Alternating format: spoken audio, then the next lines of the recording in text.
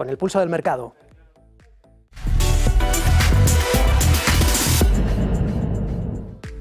Y saludamos a Pablo García, director de mercados de Divacons Alpha Value. ¿Qué tal, Pablo? Buenos días. Hola, buenos días. Todo bien, gracias. Bien, pues ¿por dónde vienen los tiros de la sesión? Hay que reconocer que la situación de los mercados, bueno, aquí siempre lo decimos, ¿no? Que los mercados, cuando hay una guerra, bueno, pues se acostumbran en menos de una semana. Aquí, cuando hay un plan ingente de gasto en Alemania y hay un acuerdo histórico, pues parece que en menos de 24 horas ya se descontentan. Bueno, pues sí, hoy desde luego yo sigo pensando que los mercados van a estar más atentos a Powell, con el permiso de Putin y también con el permiso de Alemania. Yo hacía algunos comentarios en nuestro diario de mercados que es verdad que el gasto en infraestructuras, en defensa, va a ser positivo para la recuperación de Alemania. Sí, yo creo que nadie lo duda, y el mercado claramente ha tomado nota, pero no va a compensar la desaceleración del crecimiento mundial debido a la guerra arancelaria provocada por el señor Trump. Y ahí es donde yo discrepo de ese spread entre Estados Unidos y Europa de una forma absolutamente brutal. Es decir, no es un safe haven, no es una zona, tranquila estar en Europa pensando que vamos a estar, ajenos a esa desaceleración brutal. Y de hecho, los últimos datos de superávit comercial de Europa, bueno, que no lo vea el señor Trump, ¿no? Porque si no, nos da más con la vara verde.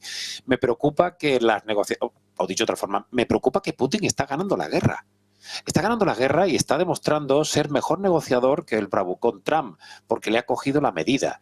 Por lo tanto, la situación es compleja, incluso en Gaza. Lo hemos visto también con los ataques en Yemen, lo hemos visto incluso en Turquía, como Erdogan no le hace mucha gracia tener opositores, ¿no? La verdad es que la situación geopolítica no está ayudando, ¿no? Y por parte de la Fed, creo que el mercado, algunos analistas están demasiado optimistas. ¿Por qué va el señor Jerome Powell a recortar los tipos ahora? No lo va a hacer, y posiblemente ese adelanto de expectativas que hemos visto últimamente en el consenso, acercando el primer récord de tipos este año de la Fed para mayo incluso, yo tampoco lo veo. Es verdad que el último dato, 2,8 en febrero final o 3,1 subyacentes, son algo mejores que el dato anterior de enero, pero la reflación llegará. Hemos visto un dato de Canadá, mal o no, lo siguiente, como diría José Mota, muy mal dato de Canadá. Pero es que encima todavía los aranceles no se han implementado de una forma fehaciente como para perjudicar enormemente esa reflación que va a llegar sí o sí.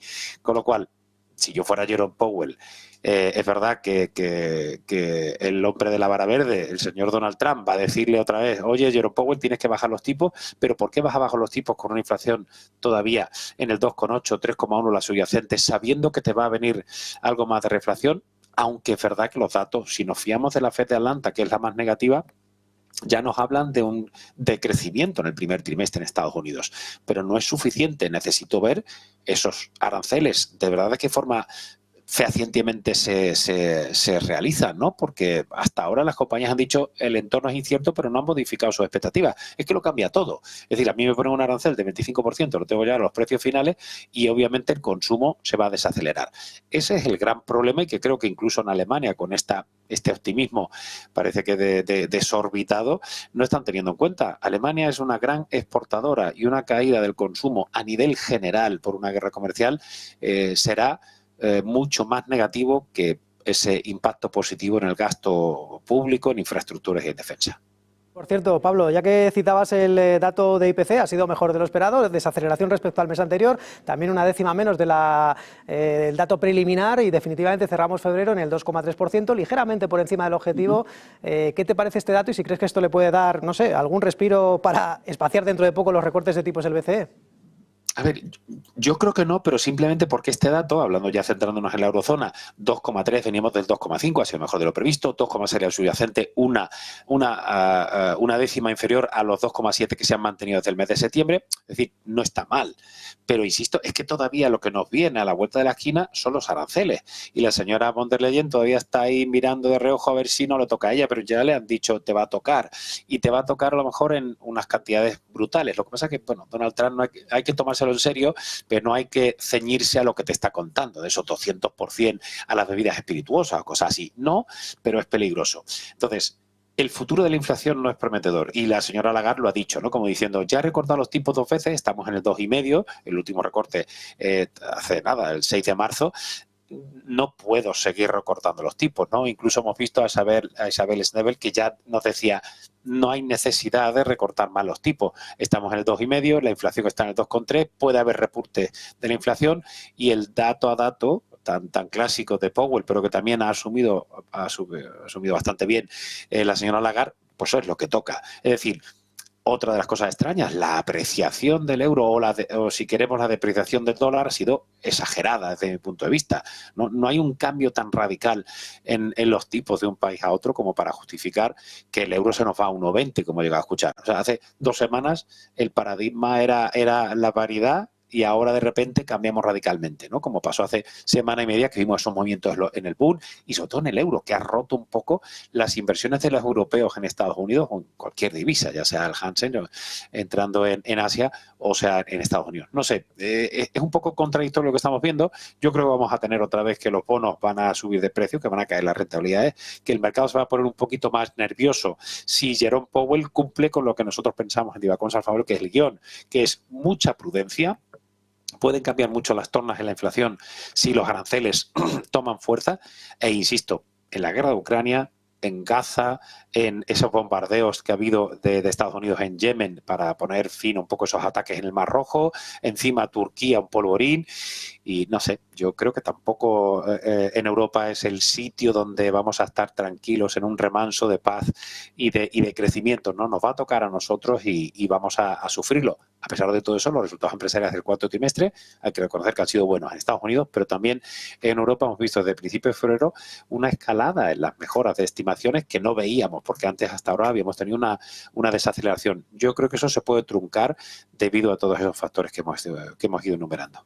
Y por cierto, Pablo, en efecto, bueno, pues esto es un tema de fondo, las perspectivas de paz que siguen condicionando la moral de los inversores, pero claro, lo más inmediato lo tenemos esta tarde, Reserva Federal, reunión de tipos, hombre, no se esperan cambios, eso está por descontado que se van a quedar como en el mes de enero, pero claro, aquí lo más importante, dot plot, tenemos de nuevo proyecciones macroeconómicas, aquí es donde va a estar lo mollar y sobre todo, ¿qué esperas del discurso de Jerome Powell? No sé si tú crees que debería de dar algo más de certidumbre al mercado en toda esta incertidumbre de aranceles, si puede hacer algo al respecto y también si va a condicionar, si puede incluir un tercer recorte de tipos de interés.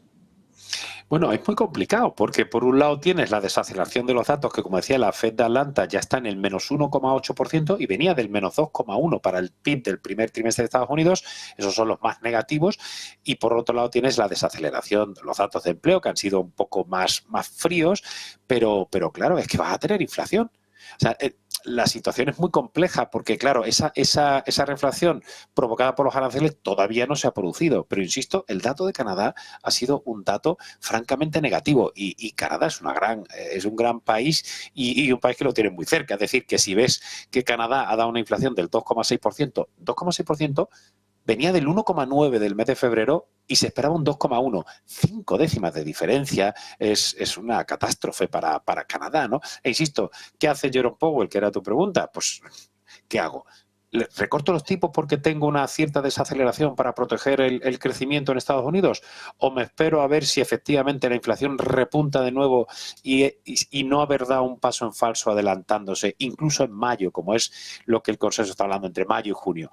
Yo creo que el mensaje puede ser un poquito ambiguo, no debería gustar al mercado y posicionarse en un extremo u otro, decir que no va a tocar los tipos y llevarlos de nuevo a septiembre, no gustaría tampoco al mercado, pero dar una campanada, decir voy a recortar los tipos, las cosas van bien respecto a la inflación y el decrecimiento me hace ser un poquito más dovish, sería una locura, ¿no? Insisto, porque a la vuelta de la esquina tenemos la reflación provocada por esos aranceles del señor Trump, ¿no? Complicada la situación para el señor Powell y pensamos que el mercado podría no gustarle el mensaje. Por cierto, Pablo, vamos a ver si podemos, vale, ahora no puede hacer nada de Jerome Powell, pero es verdad que no habría que, recrearse en el pasado, pero probablemente se precipitó para esa bajada de 50 puntos básicos de golpe y porrazo sin haber demasiadas evidencias como para bajar 50 puntos básicos y ahora es un poco rehén de esa decisión. Bueno, es posible, pero también es verdad que incluso Europa se fue adelantando a los movimientos. Recordamos que yo incluso me equivocaba cuando decía, no veo a la señora Lagarde adelantándose al movimiento de tipo respecto a Estados Unidos. Y lo hizo bien.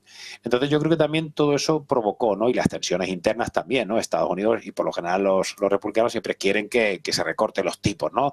Porque así parece que vas a reactivar la economía, pero insisto, con los niveles de deuda, con la situación actual, Trump sigue presionando mucho a Jerome Powell.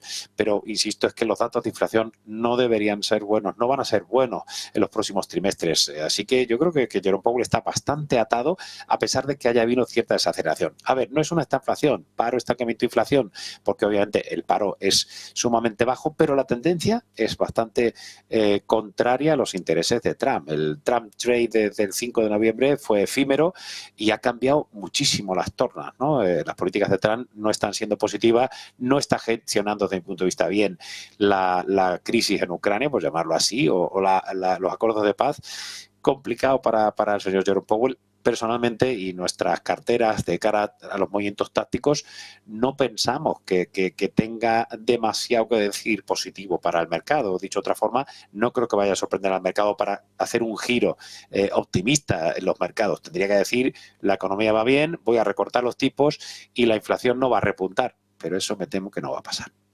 Y por cierto, parece mentira, los legisladores alemanes ayer votaron, Pablo, pues esa reforma para la llamada regla de freno de deuda del país, que esto va a permitir pues un gasto nacional, bueno, pues creo que son 500.000 millones de euros para defensa, un fondo de infraestructura y en definitiva esto debería impulsar las acciones de defensa si no fuera porque quizá ya, bueno, pues vienen de un recorrido bastante importante con todo este plan que vino anunciando hace unas semanas Ursula von der Leyen. ¿Tus perspectivas para los valores de las acciones de defensa europeos ante este plan alemán? Es cierto que si hablamos de largo plazo, pues todo indica que, no sé si todavía ves síntomas de agotamiento en los Leonardo, Rheinmetall, BAE Systems, etcétera.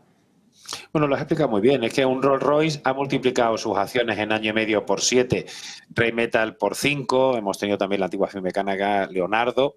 Nosotros lo que hemos hecho, seguimos, como siempre digo, desgraciadamente, porque es una pena estar largo en el sector defensa, pero hemos switchado, permutado posiciones más hacia MTU o hacia BAE Systems, que está mucho más equilibrada entre Estados Unidos y Europa, ¿no? Incluso Lockheed Martin está recuperando después de unas cifras del cuarto trimestre que no gustaron demasiado. A ver, el acuerdo entre izquierda, derecha y los verdes ha sido positivo y Friedrich Merz tiene que estar contento, ¿no?, con esa reforma de la Constitución para permitir levantar ese freno a la deuda que lo permite aumentar el gasto en defensa. 500.000 millones de euros en infraestructuras a varios años es una barbaridad, ¿no? Y eso va a tener un impacto positivo en el crecimiento.